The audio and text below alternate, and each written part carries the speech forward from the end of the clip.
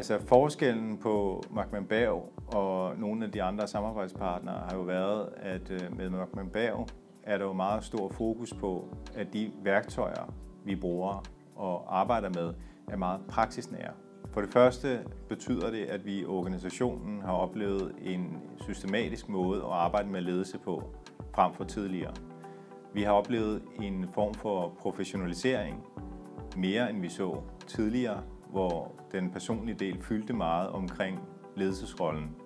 Den er blevet ændret til, at nu er ledelsesrollen en del af værktøjsskabelon, hvor at lederne arbejder mere systematisk med de her ting fremadrettet. Og det betyder jo så, at både forvaltningen kan tale ind i en kontekst, som ledelsen i vores daginstitutioner eksempelvis og skoler har en forståelse omkring. Og det vil sige, at man kan hurtigt koncentrere sig om at tale om kerneopgaven, man kan hurtigt koncentrere sig om at tale om egentlig ledelse i forhold til kerneopgaven.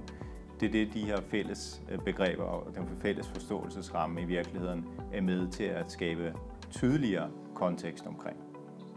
Udover at der har været en større professionalisering hos lederne, så har vi oplevet, at mødestrukturerne i institutionerne er blevet mere styret, forstået på den måde, at der er en klar ramme for møderne. Samtidig er der kommet en større accept af de forskelligheder, der er. Fordi at en del af den systemiske tanke er netop også at fokusere på de forskelligheder, der er, og det kan bidrage med et fællesskab. Der er kommet mere, lys over fællesskabet. Det træder tydeligere frem, og det bidrag, den enkelte kan bidrage med i den sammenhæng.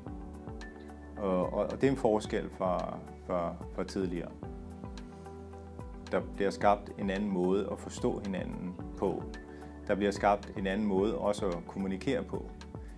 Og det betyder jo, udover at der er plads til en større forskellighed, større forståelsesramme, så er det den daglige kontekst, der på en eller anden måde også bliver sat i spil i forhold til den måde, man løser sine opgaver på, den måde, man kommunikerer på, og den måde, man også udøver sine roller på. Der kommer også større fokus på det, at man er en privatperson, og man er en professionel. Og det vil sige, at man er meget opmærksom på de professionelle værktøjer. Ikke fordi man adskiller privatperson fra professionalismen, men man er opmærksom på, hvad er det for nogle værktøjer, der skal bruges, og hvad er det for en kontekst, jeg befinder mig i.